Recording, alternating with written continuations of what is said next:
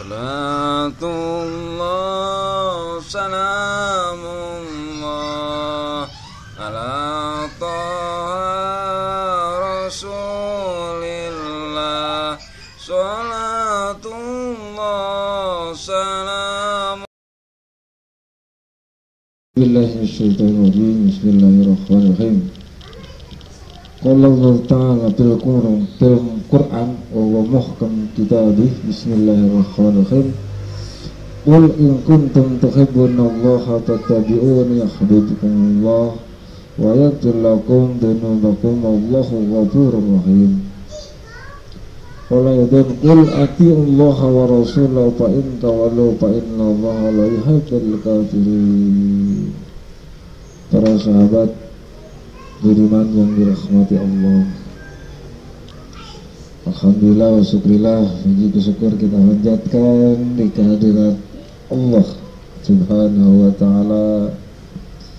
Kita di kesempatan ini bisa ngobrol-ngobrol, ya, bisa menyimak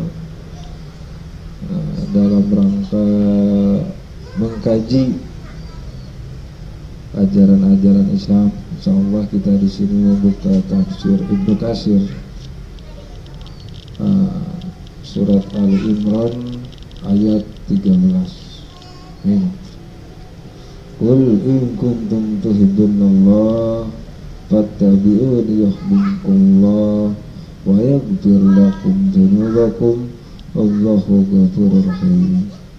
Qul ati'ullaha wa rasul fa in tawallaw fa innallaha la yuhibbul kafirin. Sahabat yang dirahmati Allah, di dalam tafsirnya ada pernyataan Hasan Basri. Wa qala Hasan Basri, man ra'fatuhum bihim hadduhum nasahu. Man ra'fatahu bihim hadarahum nafsahu. Begitu ya. Wa qala ghairuhu ay rahimun bi khalqihi ay yuhibbu lahum ayastaqimu ala suratil mustaqim wa dinihil qawim wa ayyat bi rasulul karim. Ini Imam Hasan Basri menyatakan, man fatuhu bihim hadarahum nafsahu. Siapa yang kasih sayangnya terhadap umat, hadarahum nafsahu, hadarahum nafsahu, maka dia akan mengingatkan umat atau orang lain, atau memberikan pesan. Maksudnya apa? Ya, kalau kita sayang sama orang lain, maka kita harus peduli akan keselamatannya, akan kebahagiaannya. Begitu juga Allah, ketika Allah dinyatakan sayang kepada kita, Allah tidak henti-hentinya, Rasul tidak henti-hentinya memberikan pesan, menyampaikan wasiatnya, menyampaikan pesan, mengingatkan agar tetap dalam koridor yang benar, agar tetap dalam keadaan yang benar. Nih pernyataan Hasan Basri. Ini sudah enggak ragu lagi bahwa Allah itu sayang pada kita. Sehingga pada kesempatan ini kita bisa berjumpa dalam rangka memenuhi perintahnya, mengingat, zikir kepadanya, menyimak ayat-ayat Quran dan lain sebagainya. Mudah-mudahan hal ini bisa bermanfaat. Amin. Sekalipun hanya ya di dunia maya, kata orang. Suatu saat mudah-mudahan bisa berkumpul bareng dalam majlis yang direstui Allah. Amin ya rabbal alamin. Allah sayang kepada makhluk itu adalah ayustiqim ala siratil mustaqim wa dinihil qayyim wa yatba'u rasul karim. Pertanda Allah sayang kepada makhluk atau kepada umatnya, hamba-hambanya, Allah akan menegakkan atau memberi keperakan biar mereka tegak teguh dalam jalan yang benar, agama yang benar. Itu agama Islam. Dan juga ayat bahwa Rasul kalian selalu mengikuti jejak langkah Rasulullah Sallallahu Alaihi Wasallam.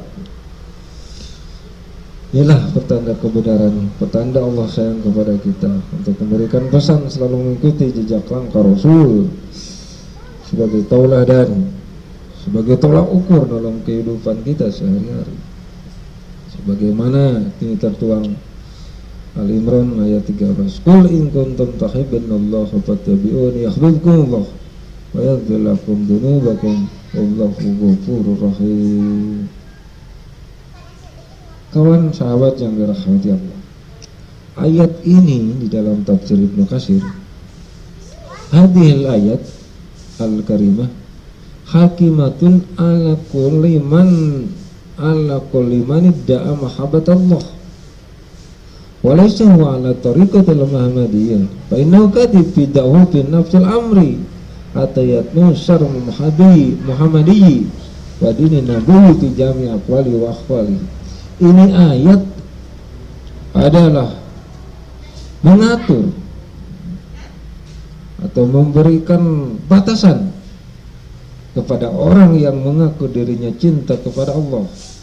Anda suka, Anda cinta kepada Allah, Anda rindu kepada Allah, kemudian ketika tidak berjalan di jalur Tariqatul Muhammadiyah, maksud Tariqatul Muhammadiyah itu bukan berarti organisasi ya, mengaku kepada Allah, mengaku cinta kepada Allah, tapi bukan di jalan ajaran Nabi Muhammad, begitu maksudnya. Bukan sebuah organisasi Muhammadiyah di sini. Ajaran yang diajarkan oleh baginda Muhammad adalah dusta. Dusta. Mengakui cinta kepada Allah tapi tidak memakai ajaran Nabi Muhammad. Ini dusta. Bidakwah bin nafsil amri begitu. Dusta di dalam pengakuannya dan juga dusta secara fakta. Kita cinta Tuhan, kita harus damai pada Tuhan dan seterusnya. Cinta Tuhan, rindu Tuhan dan lain sebagainya, tapi tidak menggunakan ajaran Nabi Muhammad adalah dusta. Dusta di dalam pengakuannya, dusta di dalam faktanya. Kenapa? Karena yang namanya cinta Allah adalah yuhibbukumullah fattabi'uni. Ketika memiliki cinta kepada Allah harus fattabi'uni, harus mengikuti ajaran Nabi Muhammad, harus mengikuti ajaran agama atau agama Nabi Muhammad, baik dalam ucapannya atau perilakunya sehari-hari. Sebagaimana ini ditetapkan dalam hadis sahih dari Rasulullah SAW, man amila amalan laisa alaihi amruna fahuwa rad. Barang siapa melakukan amal-amalan, kebaikan, amal ibadah, namun dia tidak di dalam jalur ajaran Nabi Muhammad SAW, maka amal ibadahnya ditolak. Ditolak enggak diterima. Ya ditolak kan enggak diterima. Putus dan iya putus. Nah, gitu. Makanya syarat ibadah itu dua. Yang pertama harus ikhlas, yang kedua harus sesuai ajaran Nabi Muhammadnya, sesuai harus ajaran Islamnya, yaitu akidah ahli sunnah wal jamaah. Kenapa di sini harus ada akidah ahli sunnah wal jamaah? Karena inilah yang menjadi ajaran Nabi Muhammad, ajaran Islam yang benar. Penamaan itu sih terjadinya di zaman Abu Hasan Asy'ari dan Abu Maturidi. Dari sisi akidah itu dari zaman Nabi Adam, zaman dahulu ya, Nabi Adam, Nabi di situ semuanya akidah sama. Nama Ahlussunnah wal Jamaah adalah memang penamaan itu hanya spontanitas, ya, karena berdasarkan sunnah dan jamaah. Itu di zaman Abu Mansur Al-Maturidi dan Abi Hasan Al-Asy'ari. Kenapa? Di situ ada nama begitu karena spontanitas, membukukan saat itu, membukukan akidah yang benar. Bagaimana cara berakidah, bertauhid kepada Allah, kepada Rasul dan lain sebagainya, sampai itu tersusun namanya ilmu tauhid. Itu terjadi saat itu. Kenapa ilmu tauhid tersusun dari A sampai Z di situ, dibukukan, diatur kayak ilmu fikih, wudu, sholat dan seterusnya? Karena sudah sangat gentingnya banyak akidah yang merongrong, yang mengganggu, sehingga kebenaran sulit dipisahkan dari kesalahan akidah saat itu. Ya ulama, kiai, gelarnya Abi Hasim Jabai itu salah satu tokohnya. Gurunya Abu Hasan Al-Maturidi. Salah satunya tokoh itu ulama besar yang akidahnya gak benar, atau yang akidahnya melenceng, akidahnya sesat. Makanya mau tidak mau ini harus dibukukan, harus disusun. Ini Abi Hasan Jabai itu gurunya Abi Hasim Jabai. Itu gurunya Abu Hasan Al-Asy'ari. Abu Hasan Al-Asy'ari tokoh Ahlussunnah wal Jamaah pertama tuh. Kok gurunya menyimpang? Nah inilah, ketika guru menyimpang dalam akidah, jangan diikuti. Kenapa? Karena prasyarat untuk melaksanakan amal ibadah, ketika penyimpangan dari ajaran Islam, rod man amila amal laisa alaihi amruna fahuwa rod, itu dihilang, ditolak. Kalau hanya sekedar guru berbeda pendirian dalam arti pilihan dan masih sesuai akidah, ya ikuti, gak usah ditentang bahkan doa. Tapi ketika sudah menyimpang dari akidah yang benar, karena itu adalah ukuran bedanya antara Islam dengan non-Islam, kita harus kuat. Sekalipun guru gak boleh diikuti, karena itu mengkuburkan. Apa yang terjadi saat itu, pada saat penamaan Ahlussunnah wal Jamaah, timbul nama Ahlussunnah wal Jamaah, pada saat itu Abi Hasim Jabai yang memiliki akidah atau mengusung akidah bahwa Allah itu wajib melakukan aslah, wajib melakukan yang terbaik. Sedangkan akidah yang benar, Allah tidak wajib melakukan yang terbaik, tapi Allah punya hak prerogatif untuk melakukan apapun, dan apa yang dilakukan Allah itu semuanya tidak ada yang sia-sia dan tidak ada yang namanya tidak baik, kecuali kepada orang yang menimpanya. Contoh begini, ketika Allah saat itu, ya, pada saat berdebat atau diskusi antara Abi Hasan Jabai dengan Abu Hasan Al-Asy'ari, begini kali saat itu, ringkas saja, ringkas. Karena Abi Hasan Al-Jabai ini memiliki akidah bahwa Allah wajib melakukan yang terbaik, aslah gitu. Ini ditanya Abi Hasan Jabai oleh Abi Hasan Al-Asy'ari, wahai Syekh, ketika Allah wajib melakukan aslah, wajib melakukan yang terbaik, bagaimana kalau Allah berbuat seperti ini, seperti begini? Ada anak kecil meninggal, ya, anak kecil meninggal. Jadi ada orang yang meninggal masih anak kecil gitu. Bagaimana posisi orang itu? Oh, itu yang terbaik, itu wajib yang terbaik kan. Seandainya nanti di akhirat ya Allah, kenapa aku meninggal pada saat masih bayi, padahal kalau saya dibiarkan sudah dewasa, saya pasti akan melakukan yang terbaik. Mungkin kata-kata Jabai ini, jawaban Allah saat itu, kamu tidak, kalau dewasa juga nggak bakalan taat, bagusnya meninggal masih kecil. Oke deh, udah gitu. Dulu. Sekarang yang kedua, ada orang yang meninggalnya memang sudah tua, sudah dewasa, tapi dalam keadaan kufur. Bagaimana jawaban Allah ketika ditanya, ketika diinterupsi atau dikomentari nanti di akhirat? Menurut pendapat Jabari, bagaimana pendapat Allah? Maksudnya begitu, bukan pendapat agama, pendapat dia, karena akidahnya kan. Ya Allah, kenapa saya mati usia tua dalam keadaan kufur? Padahal yang terbaik adalah matikan saya. Kalau saya kufur di hari tua kan Allah mati. Kenapa saya nggak dimatikan pada saat muda saja? Karena yang masih kecil meninggal otomatis surga. Sedangkan saya ketika sudah dewasa kufur, mati dalam keadaan kufur, berarti masuk neraka. Bagaimana jawaban Allah? Sedangkan itu enggak yang terbaik. Padahal dia melakukan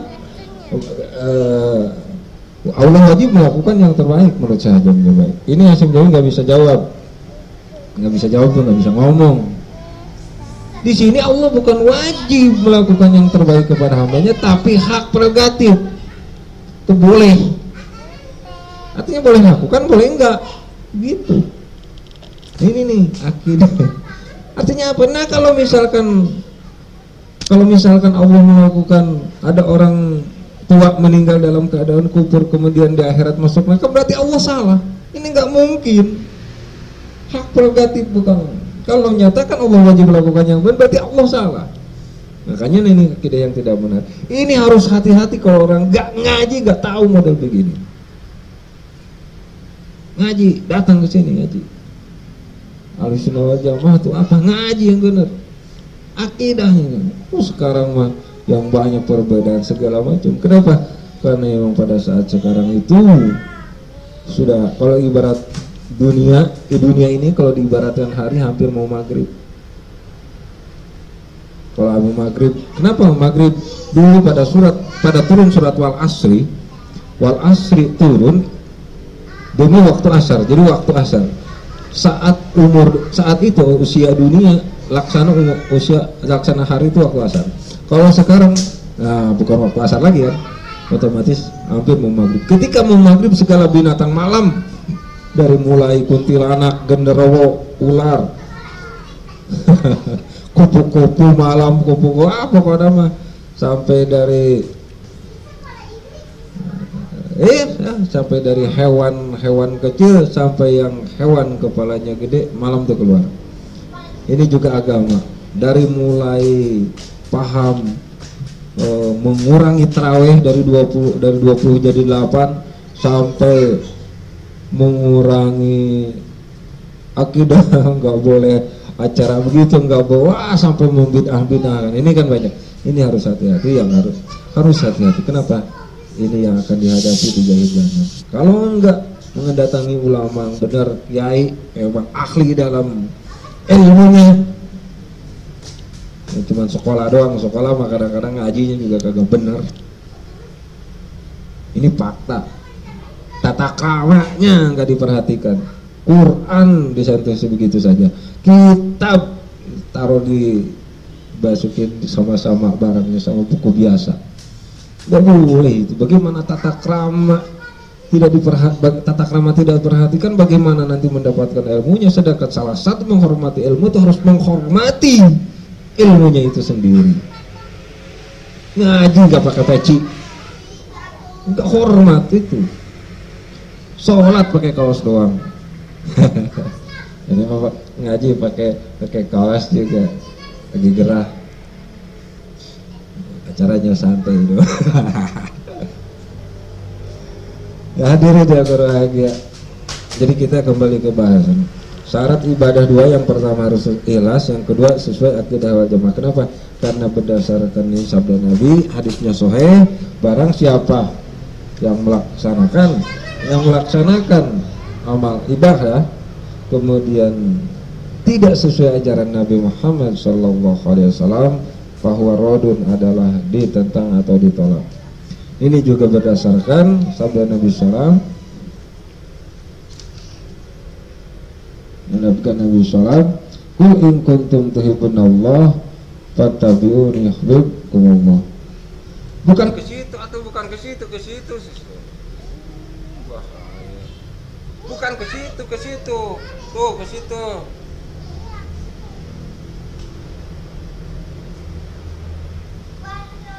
Biasa.